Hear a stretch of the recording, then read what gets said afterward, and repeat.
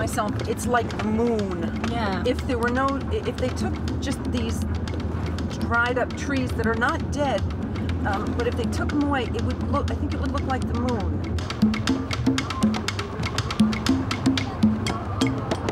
Driving in here, it was just desert. There's no water. There's no grass for grazing animals. There are trees, but everything is dry. And I kept thinking to myself, where can 17,000 people live in the middle of nothing? My name is Lori Henninger. I work for an organization called the Women's Commission for Refugee Women and Children. I don't think there's anything more important than sitting down with a group of women to really get the story of what's actually happening in the camp. The first-hand account, the first-hand experience is like nothing you could get even from people that are working directly with the people themselves.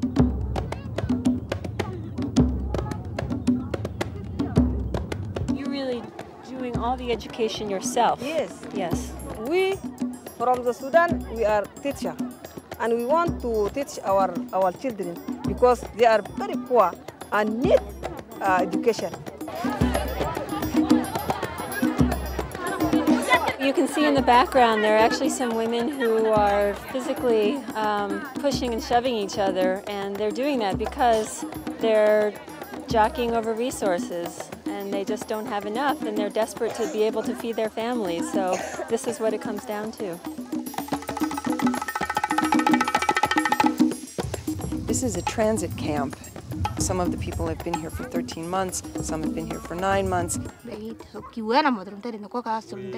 main challenges that the women are facing in Amnabak are lack of food, lack of enough food.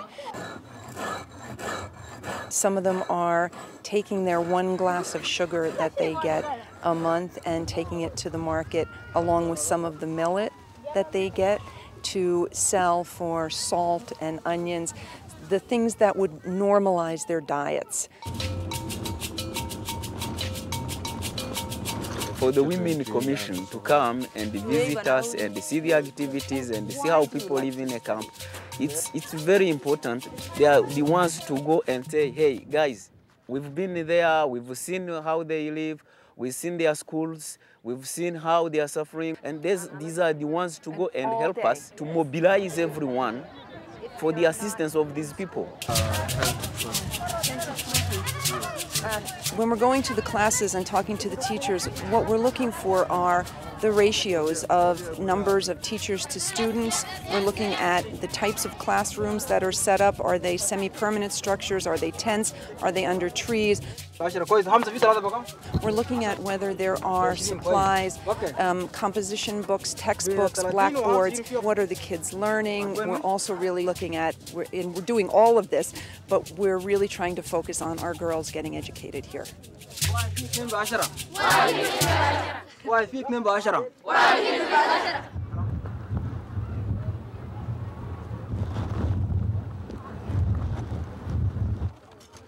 We're here to look at the firewood issue because women, children, and adolescent girls were going out to collect firewood. The women and children were being physically abused. Local men try to take our wood because they say the land belongs to them, not refugees. Those men lined us up 2 by 2, and then they raped us into the evening, and then they let us go. This has happened a lot. Would you tell them that what happens to girls is not their fault, and the people that are doing this to them are wrong? It's unimaginable. There needs to be outrage and outcry by the international community with what's happening in Darfur and also what's happening here.